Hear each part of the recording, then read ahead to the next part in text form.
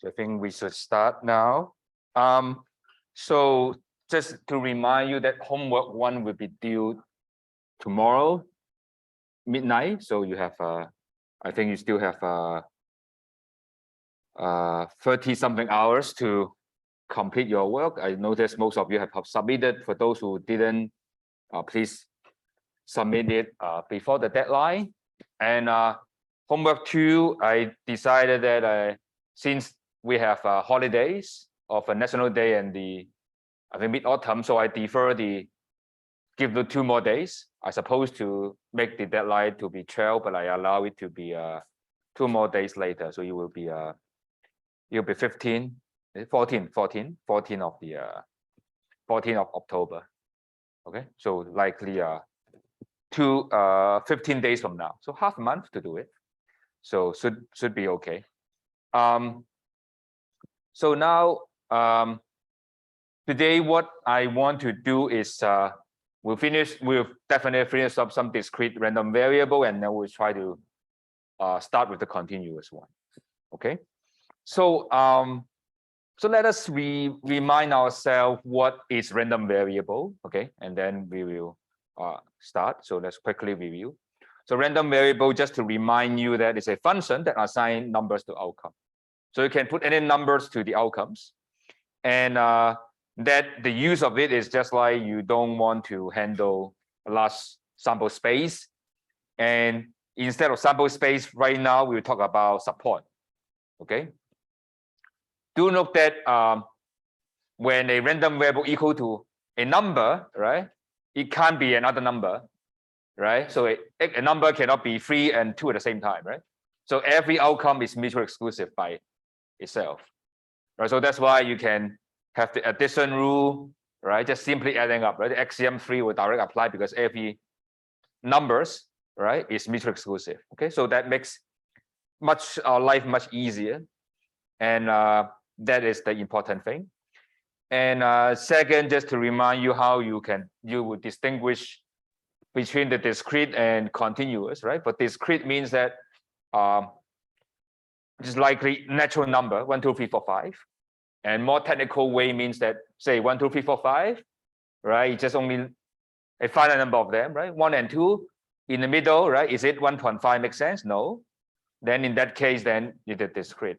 For continuous, it's likely for our purpose, it's like real number, and in that case, right, it's like 1 and to 2, and any number between 1 to 2 is reasonable, right? 1 and 1.5, 1.2, anything reasonable is continuous. Okay, and by application, you will know which one is more likely than the other, right?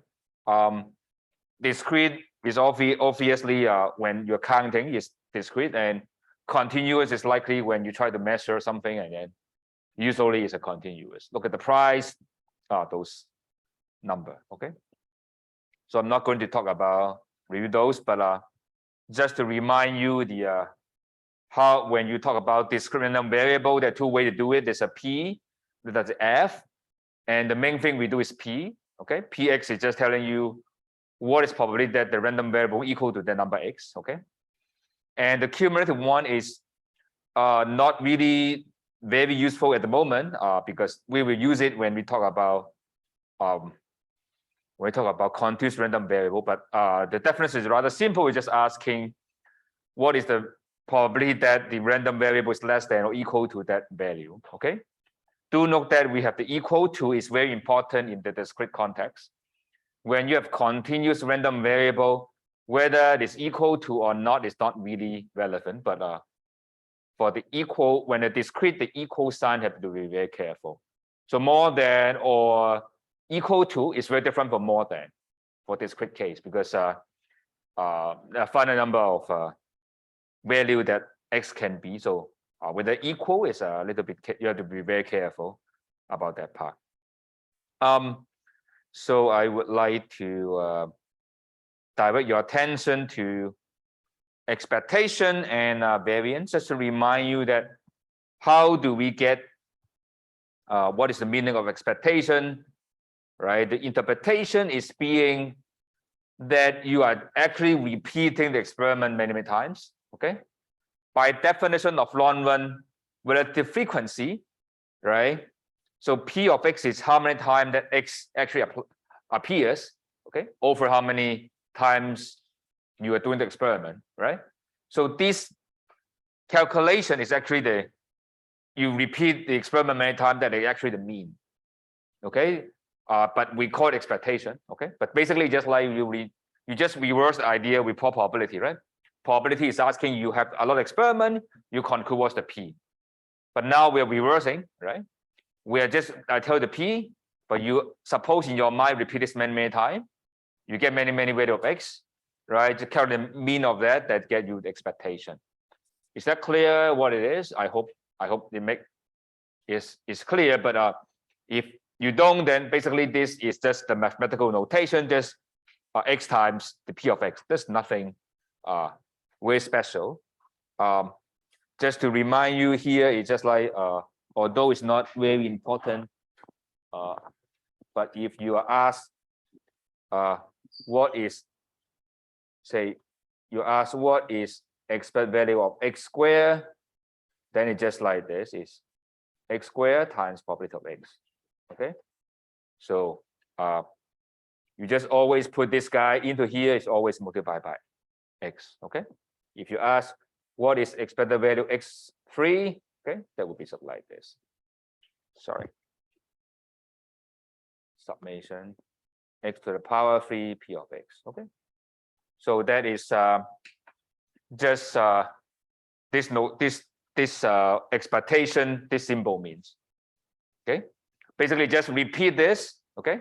And calculate weighted sum, okay, weighted by probability, okay?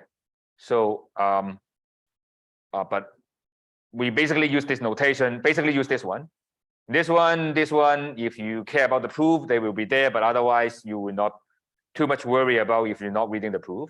So this will be sufficient for our purpose. And usually we call this mu of X. That is the way we write. Usually look at the textbook, that's how we do. The next is there some rules about expectation? Actually, you will be using it later, or we use it all the time. In fact, say when you calculate, say what is the expected value of the portfolio, right? If suppose you invest 100 stock for particular equity, right? Then you just calculate the expected value of that particular one stock, then you multiply by how many you invest, right? So this was trying to say that calculate expectation can be much simplified. You can separate the operation.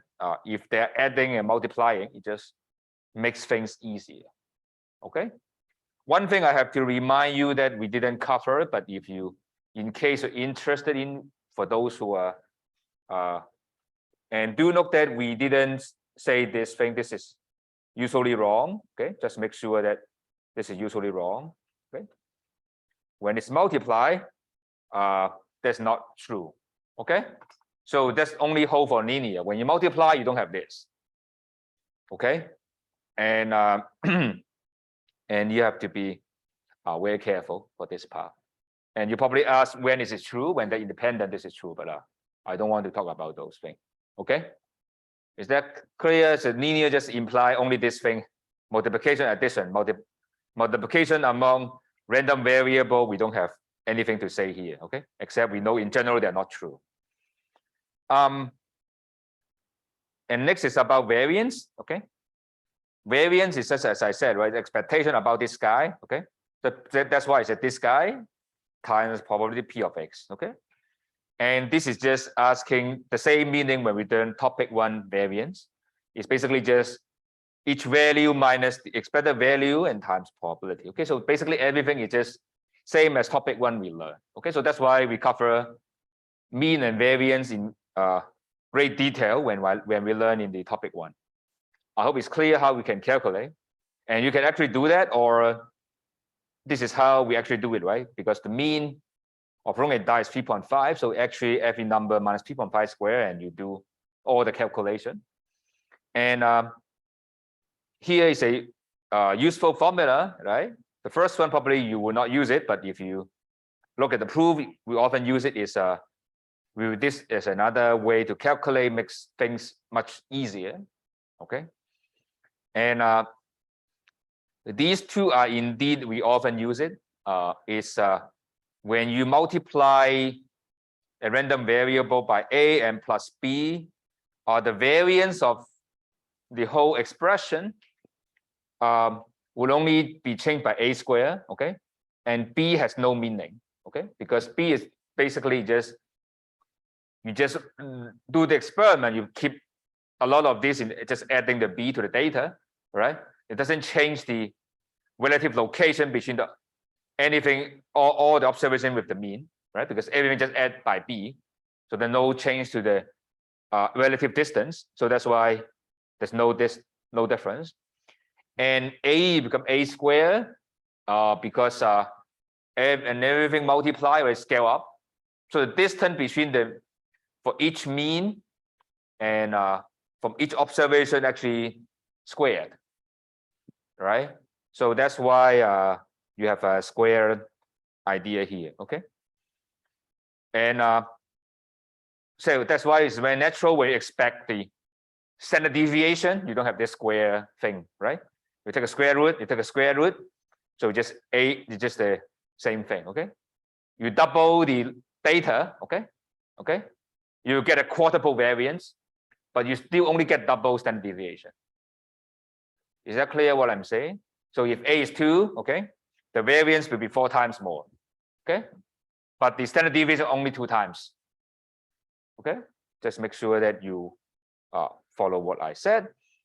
And the last one is something we will be using all the time, right? Is saying that if variance of the sum, okay, is sum of the variance, this is only true when they're independent, okay? And it's obvious later you will see that when you learn more advanced classes, in general, things are not independent. So you have to take care of what we call the covariance part, which we don't cover in this class because it's a little bit more technical. But this guy covariance in general is not 0. So that's why you cannot simply just add them up, okay? But and right, of course, that is the reason why you have investment analysis, right? If they just simply adding up, then there's no need to do any portfolio management, right? So for those who learn finance, basically this is the reason why your job exists, is because you try to figure out what is the appropriate combination of those, right? So I'm not going to detail because these are all things you learn if you ever go into the finance class or investment class. So it's not the scope within the scope of our class, okay? So now we are going to talk about the last two, okay? So we've covered the first 3, uniform, binomial, okay? We talk about Poisson, hypergeometric.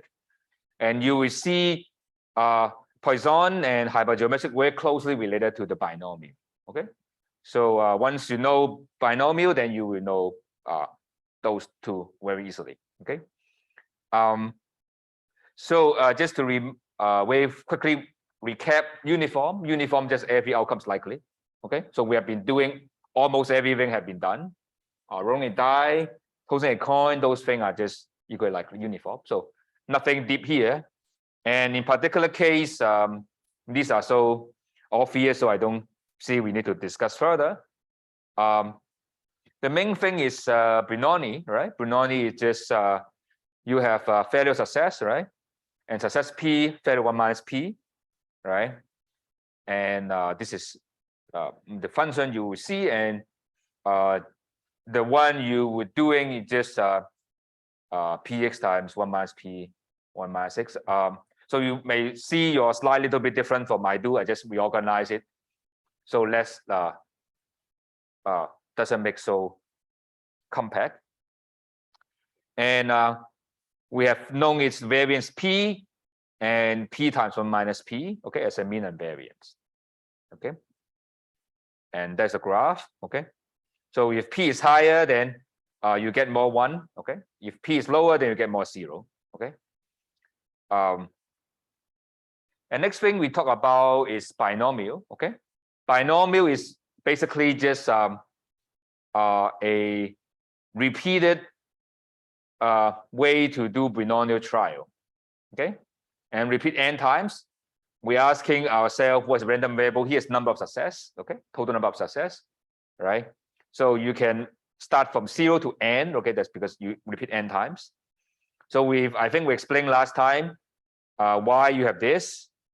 Right. Because this is just saying that if you have p x time of success and n minus x time of failure, right? And this is you pick a particular order, right? And how many of them is ncx, right? Because you just imagine that n balls, right?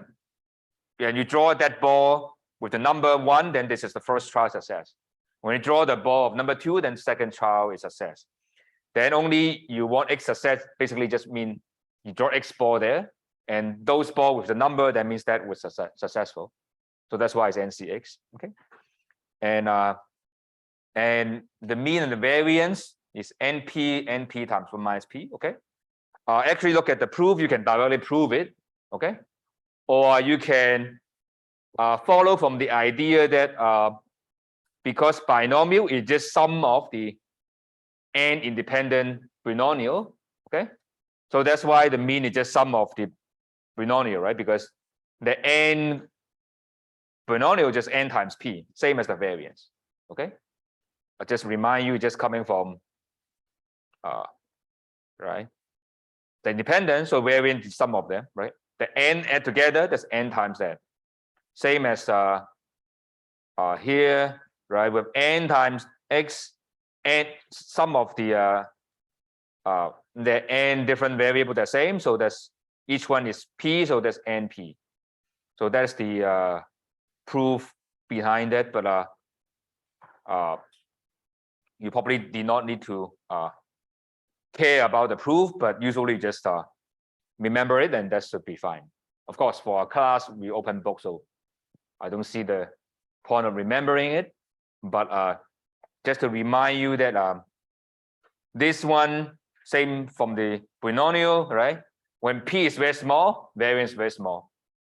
When n is very big, sorry, when p is very close to 1, this is also very small. The reason is being that when p is close to 0, close to 1, then you're almost sure that you will have success or failure, right? That comes no surprise, right? When p is close to 1, x is close to n, right? When p is close to 0, x is close to 0, right? So that's why when there are extreme values, then you would expect it to see very little variance about data, right? But when your p is 1/2, that is where the most variance comes in, right? P is 1/2, right?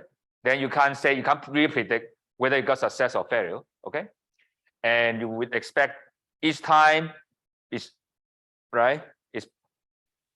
You would expect, say, the data you get is either n or 0, is somewhat in between, right? So because you can't handle success, right? Either you get you can get n, you can get 0, but you can get anything in between, right? But the variance largest when p is 1/2. Okay, because you don't know success or failure, so that's why it looks like something like this. Okay, and you can see from the red one, okay, when p is 1/2, it's rather symmetry, right? It's symmetrical. So later, actually, you will see when n is very big, okay, and that will be very close to the bell curve. Okay, when you have enough n, then binomial, you can actually use the bell curve, but we talk about that after we talk about the bell curve. And when n is small, this one, the blue one, doesn't look like a bell curve. Okay, so although the discrete and continuous are not directly related, okay, but later you will learn that there's some relationship between them. Okay, and later you will see using normal or bell curve to handle these cases can actually make life easier.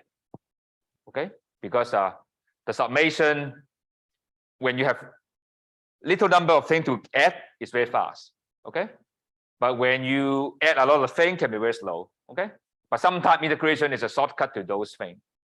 But anyway, you will see later. Okay, so maybe it's good to look at this example. I think it's we apply. Okay, so the example is saying that if a restaurant owner owns 30%, know that 30% of customer like spicy food. Okay, and probably the question you ask, oh, how can we know 30%?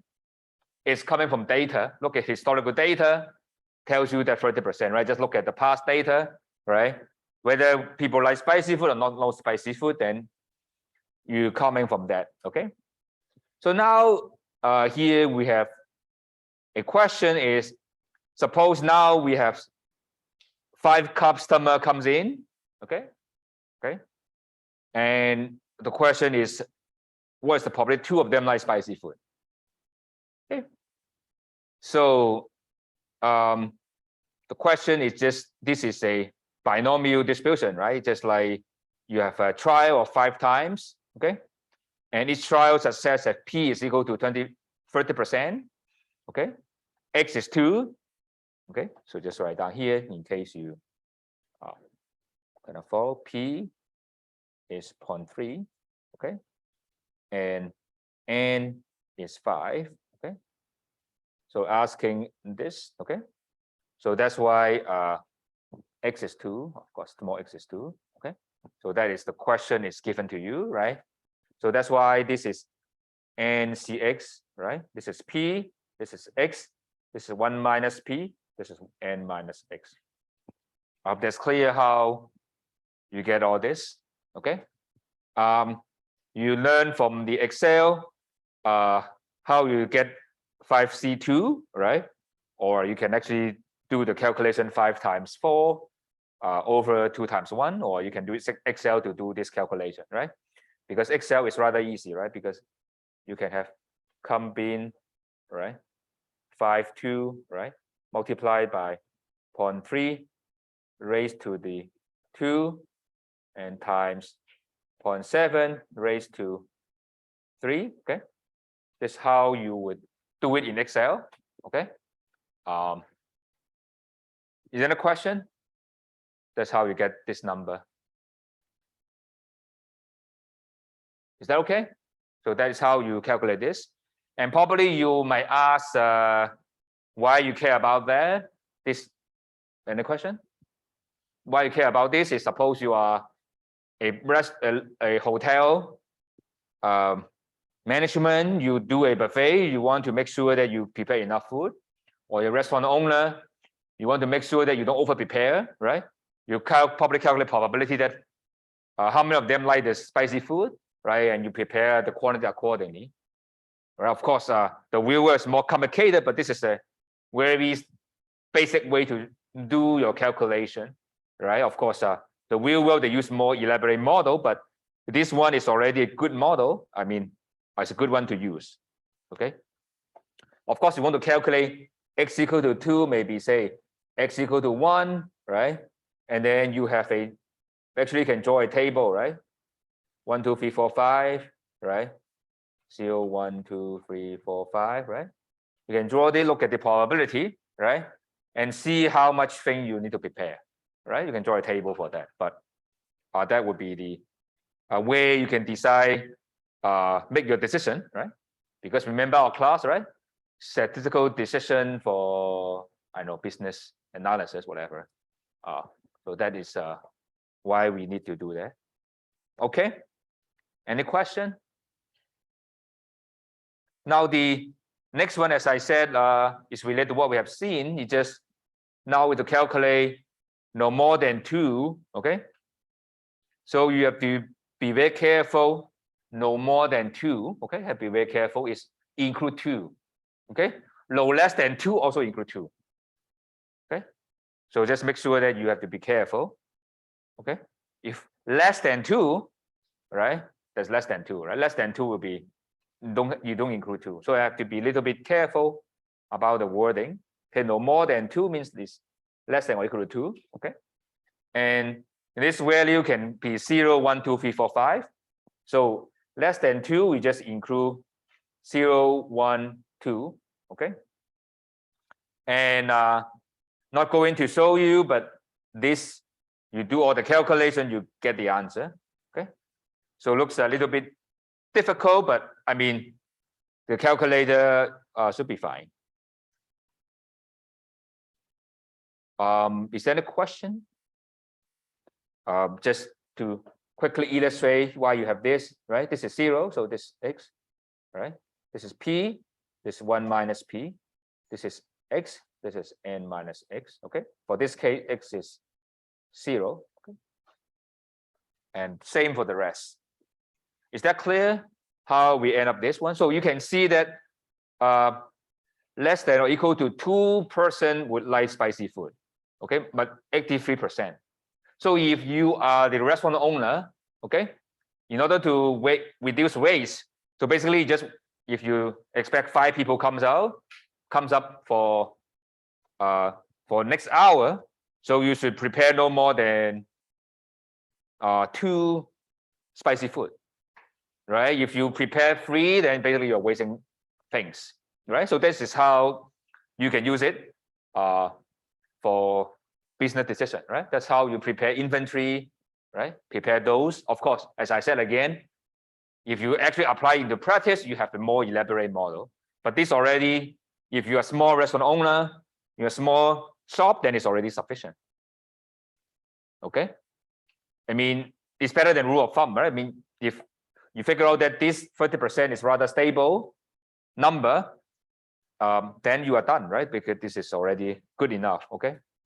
The only difficulties in the real world you can imagine is this 30%, okay, would depend on whether it's peak hour or not so peak hour, so on and so forth. Then you have to adjust accordingly. But that would be a little bit more advanced, but that is something we would be thinking. Okay. Is there a question? Okay. Any question? We will skip the proof because I guess no one knows. Would be happy if I cover the proof. But of course, if you are doing quantitative finance or you want to do further, then you should check out the proof. You need not really understand every single thing, but it's good to try to have some feeling of what actually that is about. Okay, because our class is focused on application, so I just skip there. But if you really want to know, you can check out the video that at the end of this whole slide, there's a QR code that you can go. Okay. Now we are going to talk about Poisson. Okay. Poisson is indeed, okay, is a case on binomial, okay, where n is very large and p is very small. Okay. So basically, you can imagine when I talk about n is very large, p is very small. But what are we talking about? Okay. So what does that mean? I mean, it's good to, I guess it's good to draw a picture to explain what it is. Okay. So imagine this is a timeline. Okay, this is a timeline. Okay. And here we start, consider we do binomial trial, that's binomial, right? We do first trial, second trial, third trial, okay, up to n trial, okay? That's n minus 1, okay? So this is the time we do the first trial, second trial, third trial, and fourth trial, right? So now consider the case where you are doing many trials within a given period of time, okay? So what I mean is you, instead of talking about 1, 2, 3, 4, 5, okay? You're talking about maybe we just change a little bit the notation, okay? This is number of trial.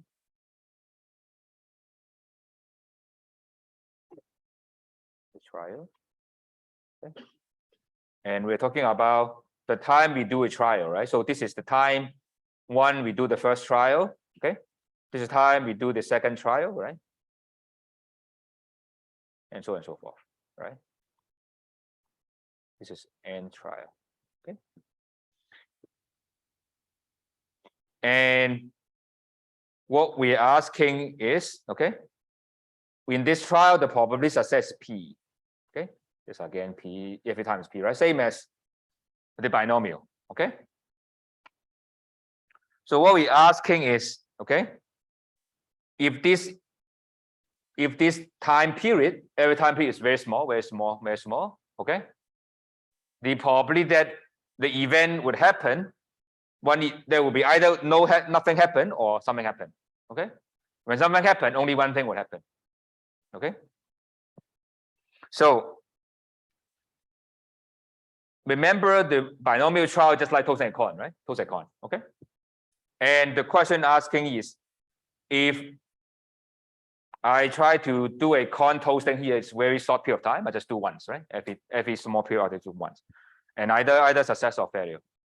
Okay, and in this context, okay, we're asking in this non-horizon, okay, how many things could happen.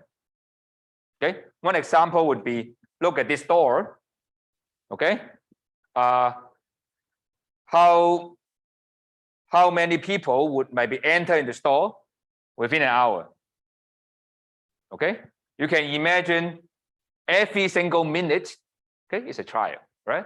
Suppose you consider an experiment, at every minute, there will be probability like 10% someone comes in, right?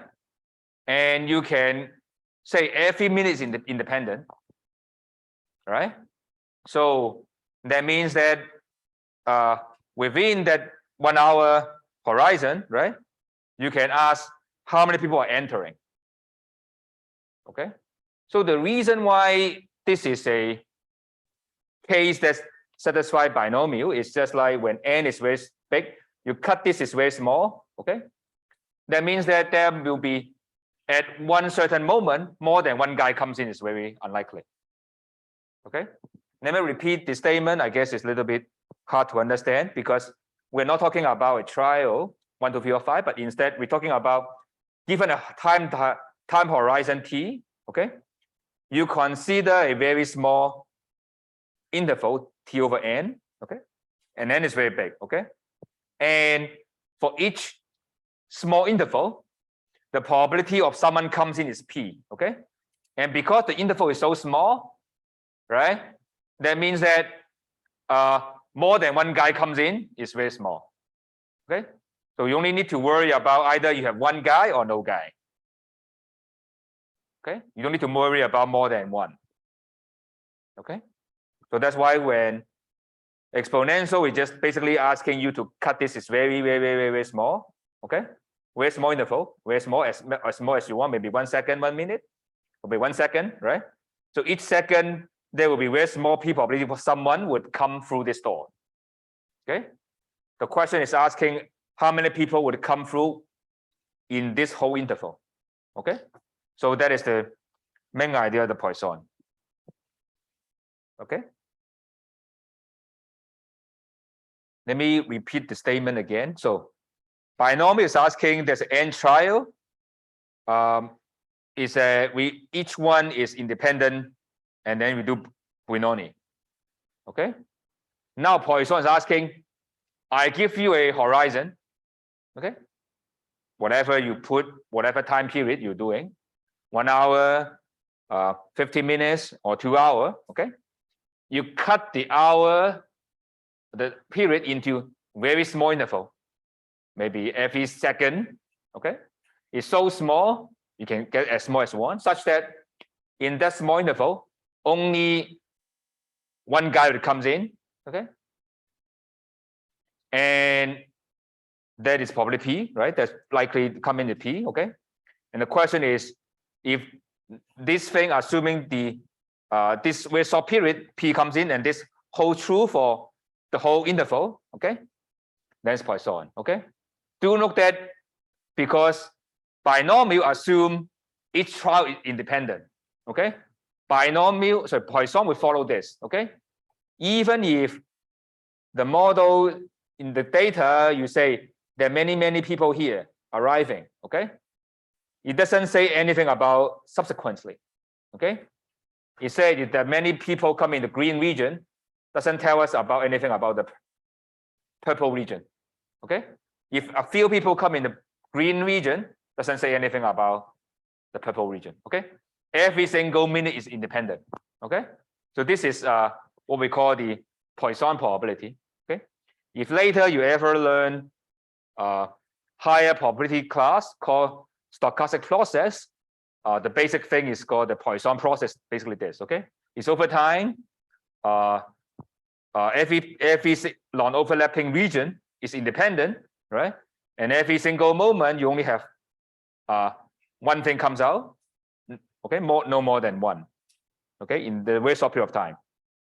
In that case, you can derive things as Poisson, okay. It's very technical thing, okay. It's very technical definition. So that's why I didn't put it in my slide. I just put number of independent events over a period of time. So a period of time, asking how many event happens, and the probability that a small event will happen is P, okay, proportional to P, okay.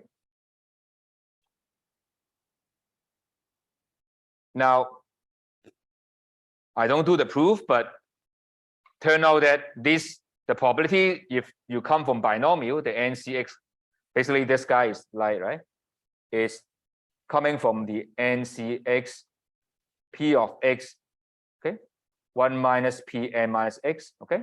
When n go to infinity, okay, and P is very small, okay, and you end up this one, okay. And E is just a number, a constant. If you learn math, this is called the natural number, okay. We are not going to explain why this is the thing, and the lambda is just n times P, okay. This is the expected number of events that happen, right? Because binomial, right? NP is the mean of the binomial, okay. So turn out that this very interesting case we don't prove again is mean the variance is lambda, okay. The very special, it's not surprising mean is lambda because this is what we expect, right? Because every period, okay, you just have, it's the overall binomial is NP, right? So the mean is still NP, is lambda is nothing new.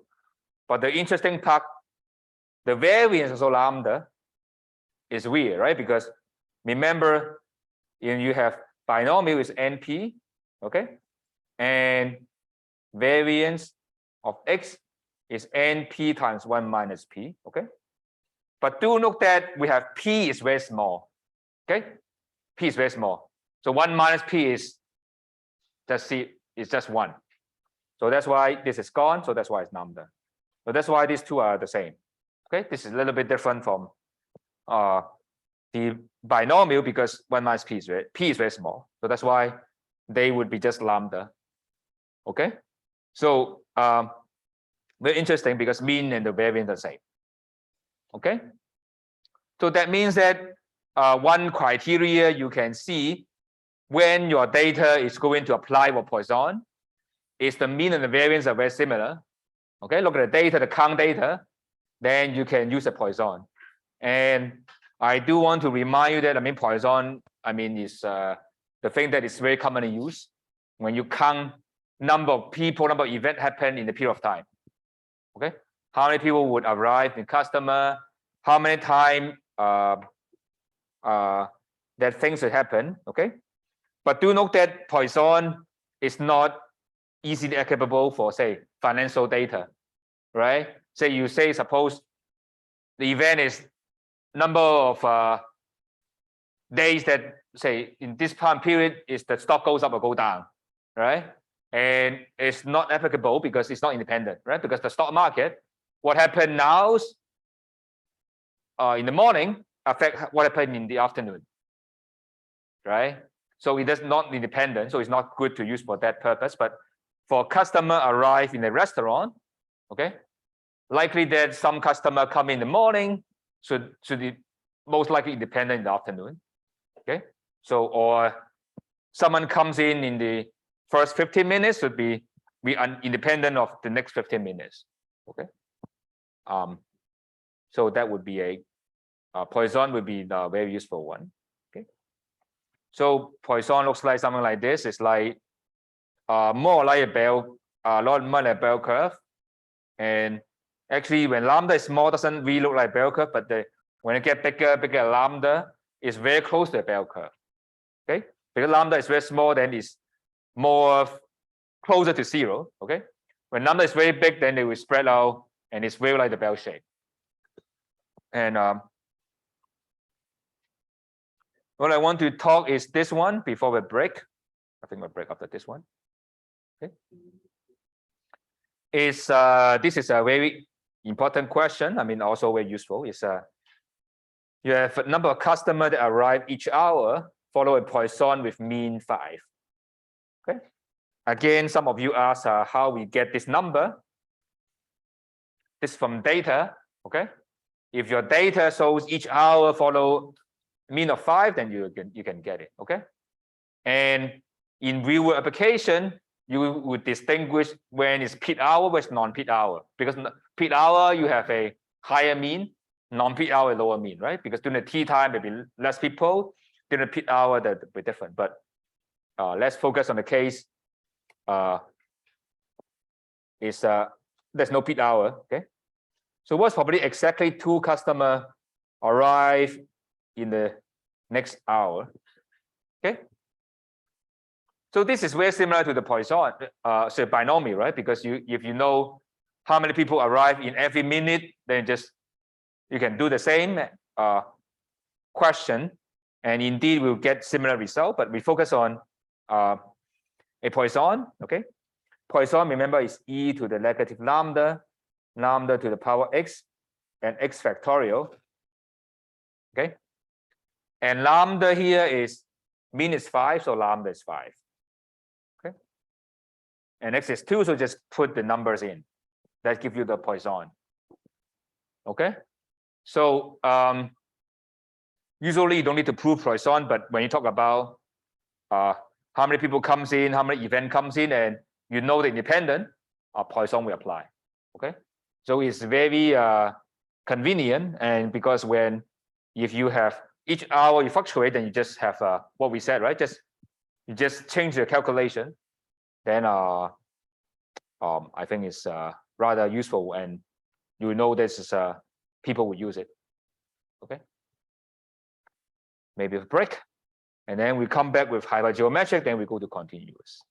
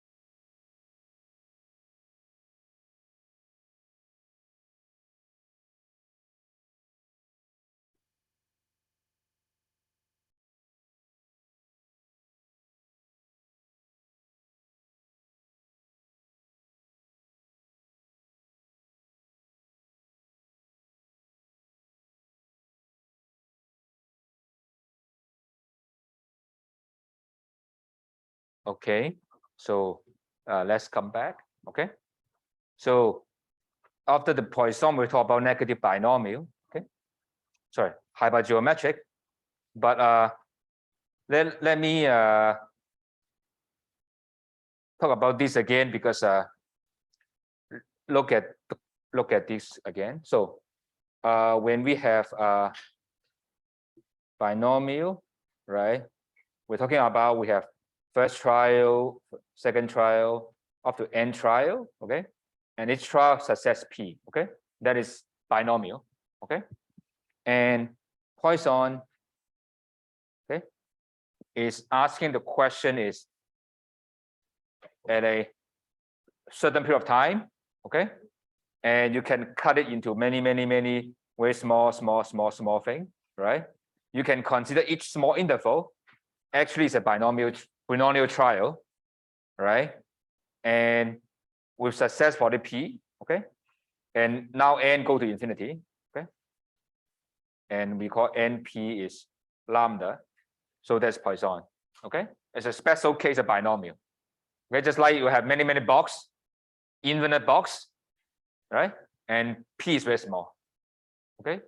You can imagine other way around is given a period of time, okay? Each time period you do a binomial trial, okay? And the same thing would happen, okay?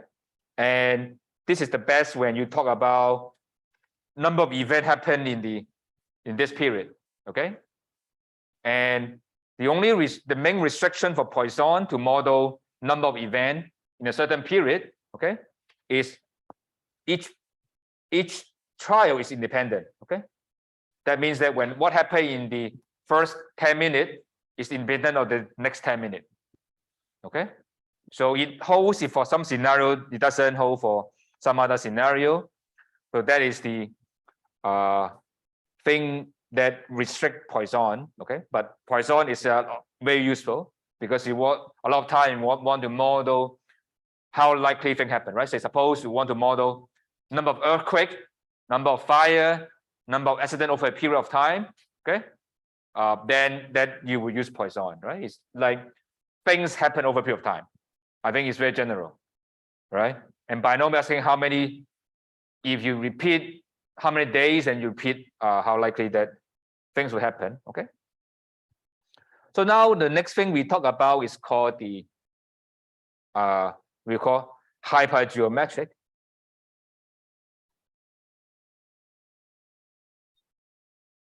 okay, which we will talk about very soon. Okay, and this is a very closely related binomial again. Okay, binomial, you can think of the following. Okay, binomial, you can think of the following way: is a case of binomial trial, right? Binomial trial is asking every time you are, say, tossing a coin, which may be fair or not fair, right? But every time it's independent. Okay, and hypergeometric is relaxing the assumption of each trial is independent. We allow trial between each trial, right? Because each thing is not dependent, not independent. Okay. So if you are doing accounting, something that would be important here. Okay. So what we are thinking in our mind is you are doing an inventory audit, okay, or you are doing some quality control. Okay, you go to a warehouse. Okay, there may be, say, I don't know how many objects there. Maybe I look at the notation. It's important. It's good to use the same notation, otherwise you may confuse. Okay, so the total, the n item. Okay, the total, there are n item here. Okay, n item here. Okay, maybe one, two. Okay, the totally n item. Okay, and you really want to check if you know that in prior, okay, out of that, a of those, okay, that's 1 up to a, okay, a green color, okay, are things that we call success, okay, or something we call, maybe this is a good product, okay, that's a good product, okay, or you can go to inventory track. These items are real item, not fake, okay. There's go to inventory check. The box there, that's the end. Actually, there's some things in the box, okay. It's not fake, okay. It's not fake inventory, okay. And that means that the rest, n minus a, a fake thing and a value. Okay. So the question is, if I try to draw things out of it, okay, I draw x. I think I draw, I mean, I think I draw n. I think I draw n. Is it? Let me make sure I have the same notation in the. Okay, I draw n our item. I try to draw a small n item of it. Maybe I use the color black. Okay, I draw n item of it. Okay, I'm asking how many are successful. Okay, x of them successful. Okay, and this is the question. Let me repeat the statement here. Okay, in total we have n object. Okay, so you can imagine we have object number 1, object number 2, okay, up to n object here, okay. And the first a object are good objects, okay, and these objects are bad objects, okay. And we try to draw, say, suppose I draw one element out of here, okay, and I keep drawing, okay, and I draw the object out and I do a test, see whether there's success or failure, right? And the question is, now I actually draw n of it, okay. I draw, this is a big n, okay. I actually draw n object, draw n, okay. The question is, how many of them actually are good objects, okay. And I ask this random variable x is, the random variable x is this number, okay. Repeat again, it's very important to make sure you understand. Total, we have big n objects, okay, out of which big A is the good thing. If we get it, we call it success, okay. And n minus a are the bad one, okay. A good, n minus a no good, okay. of course, total the n, okay? And now we draw n out of it, okay? We draw n, small n out of it, okay? And we check how many of them are good, how many bad, okay? The random variable is number of good objects, okay? And you may ask how this relevant to the binomial, okay? If we are trying to draw objects with replacement, okay, then in this case, it's exactly binomial with P just is A over N, okay? And of course, the small n is just a big N, okay? If you take out the object, check it and put it back, okay? Then the random variable X, okay, is same as binomial, okay? But if you take it out without putting it back, then later we will see this hypergeometric. Is that clear? What we're doing here is exactly what people do quality control audit, right?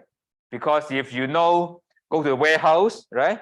The n object there, A of them is real, n minus A are fake, right? And asking you if you see, you draw n sample, what probably you see X. Okay, so that is what it is. Okay, it's a little bit, notation is rather heavy, and you ask why I did use this notation A minus A, then because R or Excel use this notation, that's why I follow. Okay, so the notation is not very easy to see, but that's why. Okay, so let's see the example. We have n items. Okay, and we will call A a successful item. So basically, when we draw this, we call successful. Okay, or good items, you may say. And we call random variable X is because we draw n sample. So how many items you can be successful or good item is just 1 up to n. Okay, and we require n is less than A because you draw more than successful item, then of course it's still the maximum is just n, right? Because you cannot more than how many have you in the sample space. Okay. So turn out that the probability you get X is exactly, you will see this one, okay? This one we can explain very easily, okay?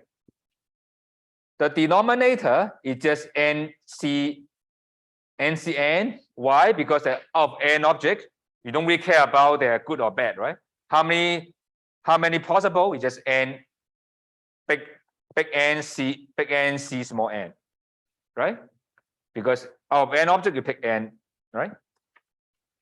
And how you can get X successful or good object, right? Is out of A, you got X, okay? And the rest will be not successful, okay? This is the bad object. You have to choose n minus X bad object, all right? So that is the reason why you have this probability, okay? Probably you don't care this, but that is what that is, okay? And you would easily see this is closely related to what we learned in the binomial, okay? Why? Okay. As I told you, if you every time you put the object out, you put it back, okay, that will become a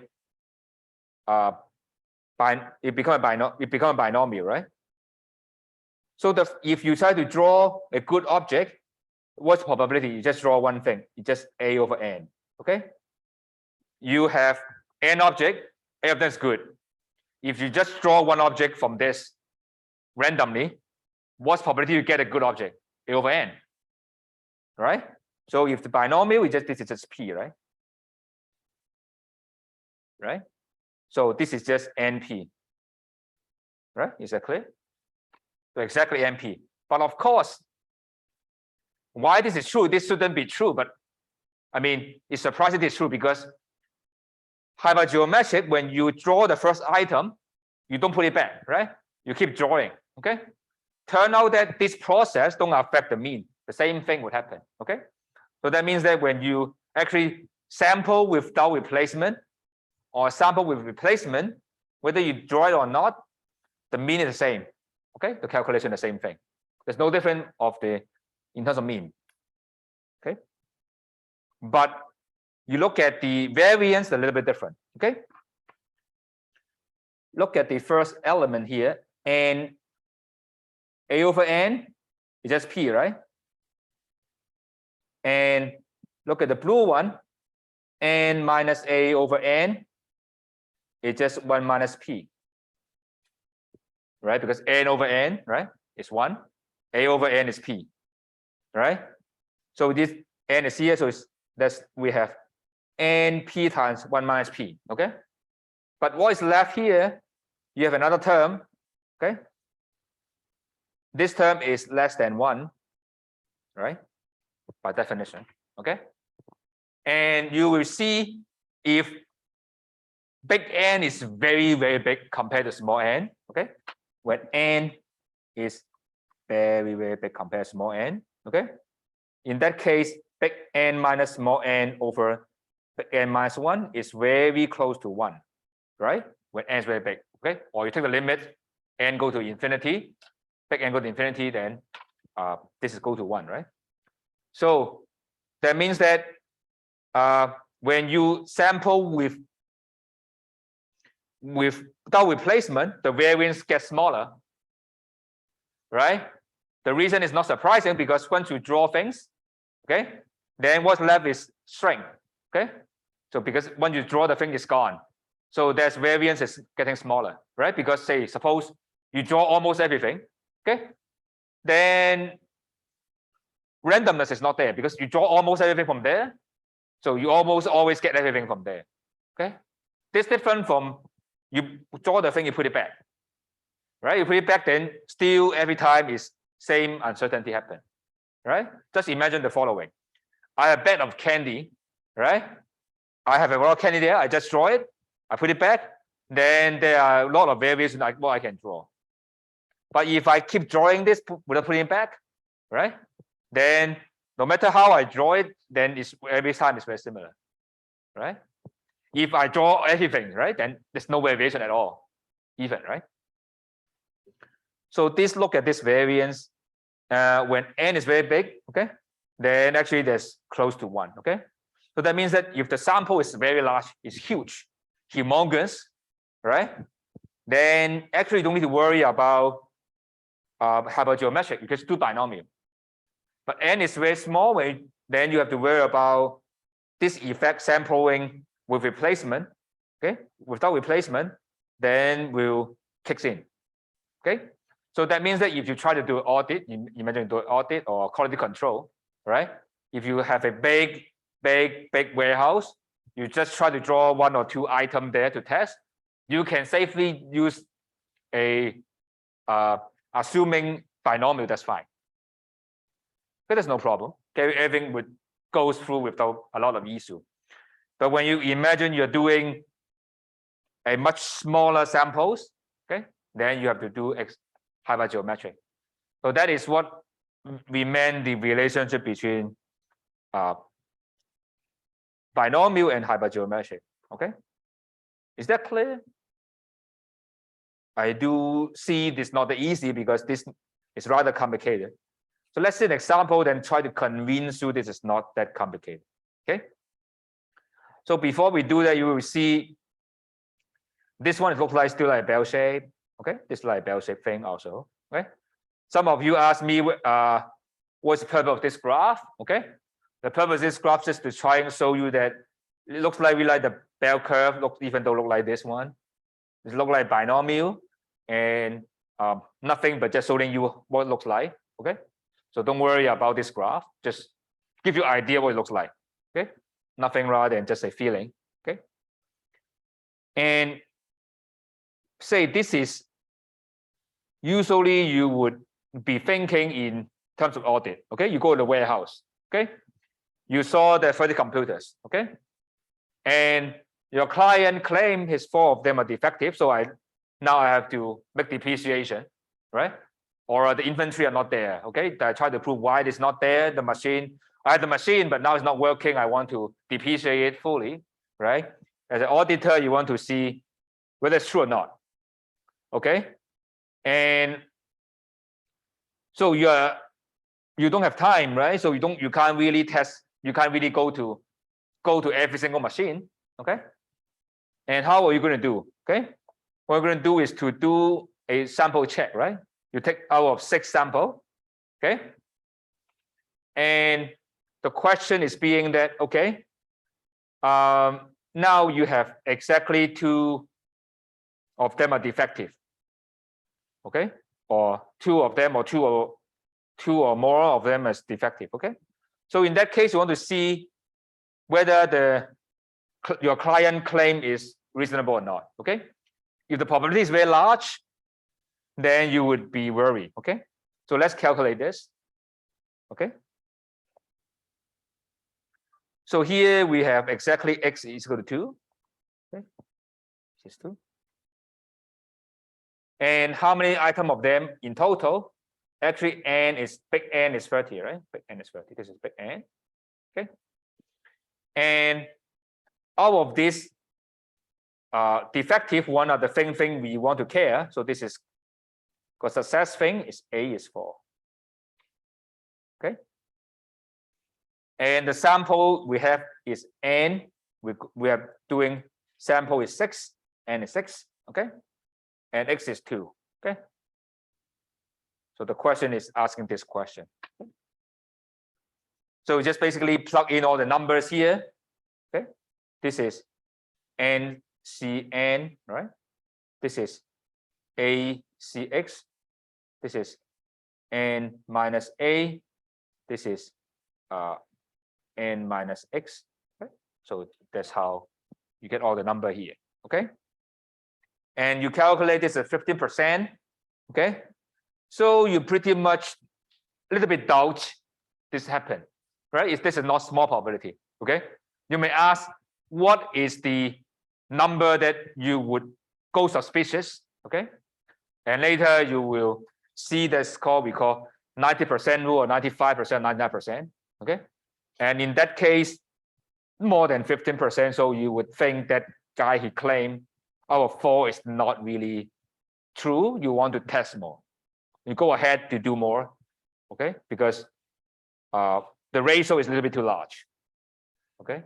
So when they claim 4 is defective probability, you would worry, okay? Actually, many assets there actually is not there. Might be actually more than 4 is defective, okay? In that case, but we'll talk about this later in the when I talk hypothesis testing. I think in the last later stage of this course, you handle how to test this kind of claim. But for the moment, we are showing you in this how you done in this case. Is there any question for this? You will see is quality control, auditing. A lot of time you will be very useful when you consider sampling without replacement. This is what you get. You talk about sampling with replacement, you will get binomial. When we talk about things over a period of time, you would do Poisson. So that's how the first thing you use. And if you try to look at Wikipedia, look at the internet, you will see the thing you learn, binomial, Poisson, or hypergeometric. Some special cases, common special cases, there are more complicated version you can find and you can use it. And different thing have different purpose, but for our class, I think it's sufficient for this purpose. Okay. I mean, you now know it's easy to learn a new thing, right? Just deriving lower the mean, how to apply the formula. Okay. Is there any question?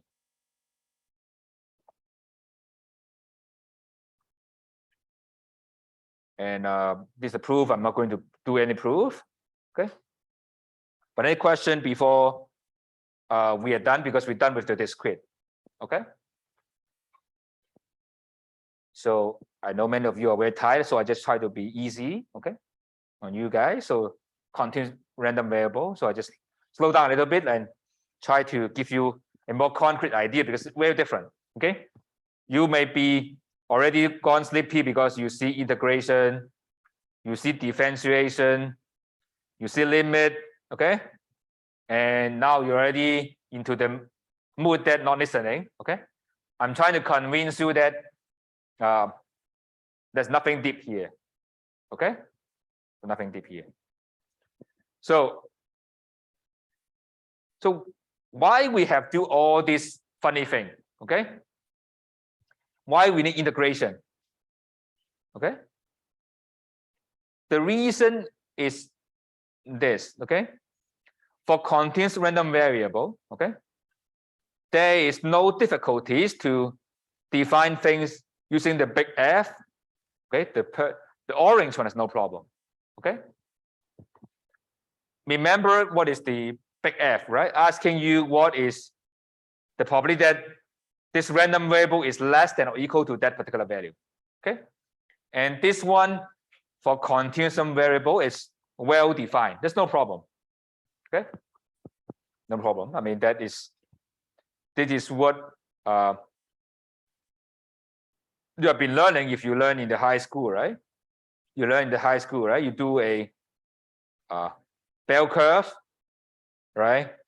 And you have no problem of figure out this is the area under the curve, right? That's how you learn in the high school, the area, right? And why area? Okay, if you learn calculus, area under curve is just integration. Okay, so that's why it's exactly what it is. Okay, that's exactly why we have an integration here. Okay, integration up here. Just area under the curve. Okay, just to remind you again how we do it, right? Just like the integration from very small up to here, right? This is small x, right? And f of x is just this area, right? And we learn from, I mean, I don't know you learn, but probably you don't, but from calculus, okay, the bell shape is got what we call the small f here. It's just area under this f, okay, is actually the integration over the f. Okay, so it just integration is just adding all this area up, right? Just cut into small bar chart, you just add up. Just add up. Okay, and that is integration. Okay, so that's nothing. I think you learn it from your high school as well, right? Just like this is what we call the frequency polygon, relative frequency polygon, just like add up, right? I'm not sure I convince you this is the right way. Okay, and probably you would ask, okay, why we do integration? Okay, isn't it just adding up all the bar chart there? Yes, actually that actually means integration. If you have a bar chart there, adding up all the bars is what we refer to integration. That is exactly what the calculus said. Okay, calculus would, if you ever take calculus class, they will tell you that if you this area, you make this as very small bar chart, bar there, add up all the area of the bar, is exactly what we call integration. Okay, but we are not requiring the integration. Okay, that's why in that case it's just area, this f, in the integration, this area under the f. Okay, and this f, okay, by what we call the fundamental theorem of calculus, integration and differentiation are inverse operation. So that's why you have this. Okay, this one I'm not expecting you to know. Okay, you didn't have to know this one. Okay, you don't have to know this one even, but I mean, you don't have to know this one, but I just need to tell you the definition of this. Okay, and although I cross out everything, right, but that is what it means. Okay, but you do need to know, I mean, you don't need to think, you might want to think, because look at the textbook, you have the small f, right? So what do you mean by this particular thing, f, x?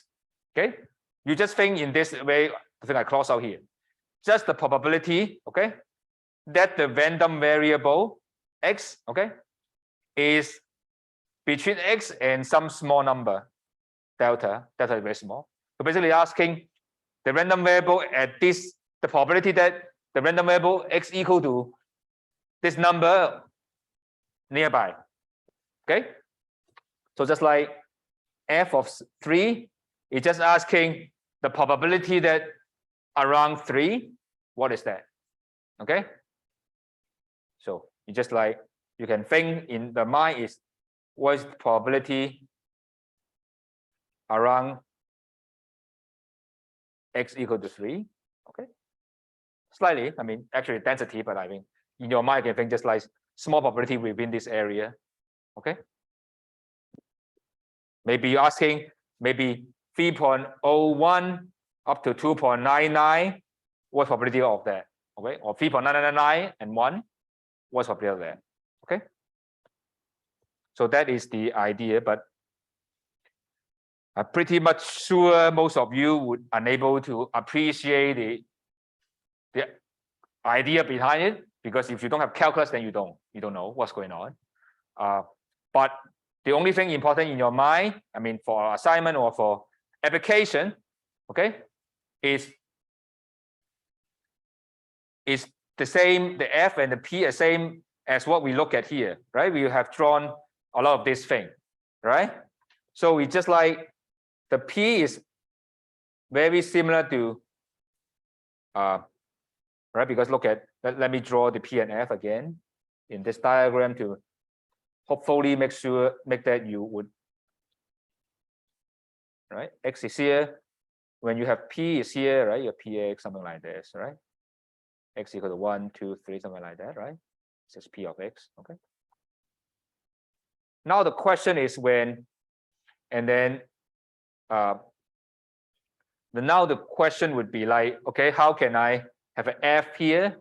It's actually very similar, okay? We just like connecting the dots, okay? And the area, you give me this area, okay, will be the probability that X belong within this area. That gives you the small f, okay? And the same idea when we talk about the big F, right? We have X here, big F, right? Remember that's how you draw the F here, right? Because then the same thing would happen and might have a big F. Okay. So is that clear what we are doing? Of course, when continuous, we're not deriving any math on it. Okay. You just need to know the big F is the probability that that X is smaller than that value, and that's it.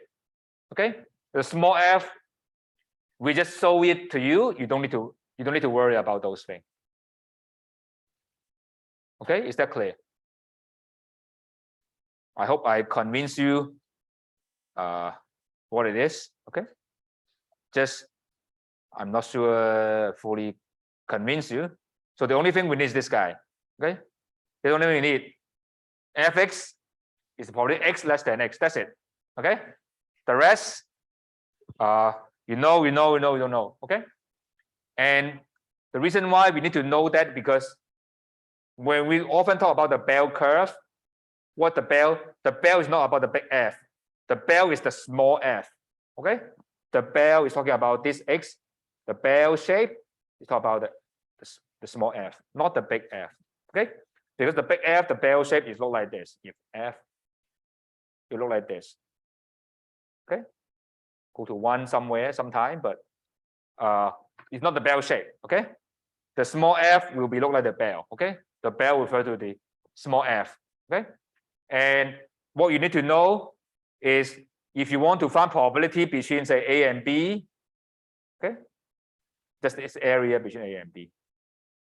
Okay, so the area, the probability that X is between A and B, okay, what you need to know is just this area under F between A and B.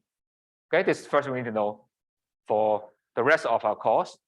The second is, if you look at the big F, it's just like this, right? This is B, This is A, okay?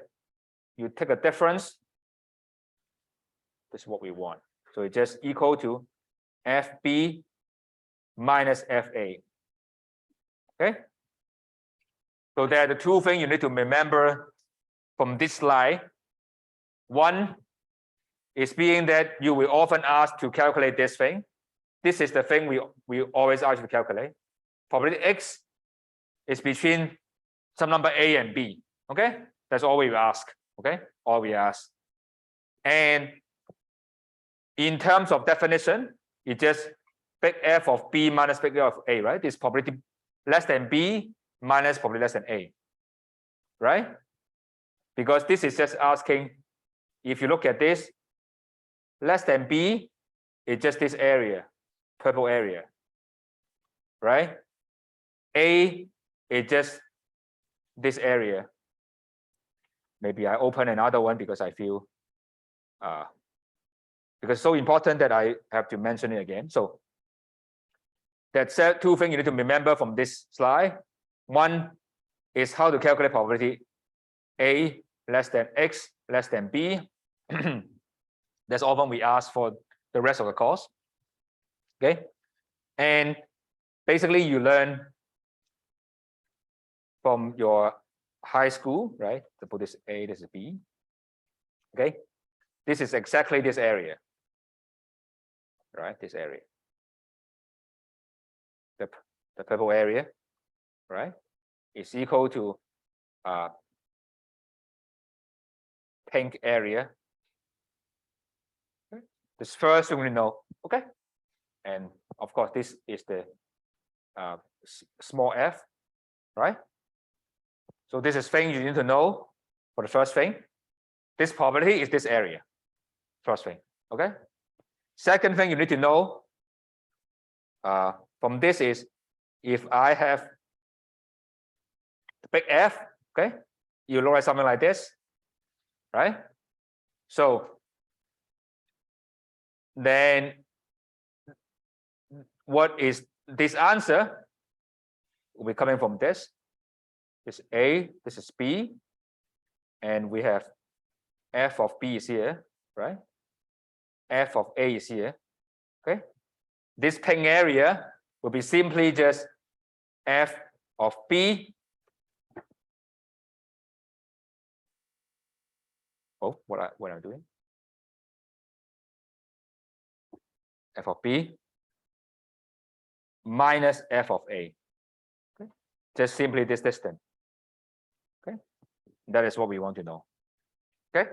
And you may ask why is the case, why this is true. The reason is F of B means what? F of B means this area. Okay. The area under the green one is F of B. Okay. This is F of B. Okay. And what is F of A? F of A is this area. Okay. This is F of A. Okay. Use your kindergarten math. Green minus blue is pink. Okay. Or pink plus blue is green. Okay. So how to find pink? Green minus blue. Okay. So that's we need for the rest of our course. Mainly for continuous. You just need to know this. Okay. And then basically you will check table and that's it. We'll give you sometime maybe you need to know is the form of F. Okay. We'll give you the function of big F. Okay, you do calculation. Or you just need to, you don't give the math, you just look at the table. Okay. This table will give you what is the big F. That's only one. Okay. We don't do too much calculation here. Okay. This is the only thing we need for continuous random variable. So things are much easier. Just check tables and that's it. Okay. So is there any question? I think that 2-1 is just the thing we need to know. Okay. And maybe I should also take a picture.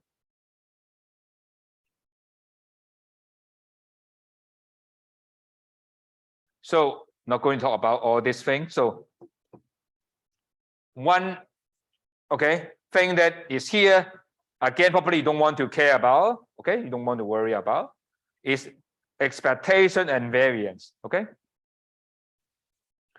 And you see, because it's continuous, then we need to worry about, we can use summation, we have integration, okay? And the formula is very similar, okay? But you don't need to worry about this, okay? We're not going to do any math, okay? So only thing you have to remember is expectation is same as the discrete case. If you do a lot of repeat this thing many, many times, find an average, that is what it is. Remember what's average, what's meaning expected value in the discrete random variable cases. You repeat this many, many times, okay? You record the number there, you average it, mean is exact expectation. So same here. Although we have a continuous random variable, you just keep doing this many, many times. Every time you get the value, get the value, get the value, you calculate the mean, is expectation, okay? You calculate the variance, is the variance, okay? And if you want to see the math, it's just basically you replace the integration side with summation is exactly the same as what we see, okay? You forget about the dx, right? You have the summation, the same as the discrete case, okay? But I put it because some of you may want to read the math that is there. Is that okay? Is that clear what we're doing? Okay.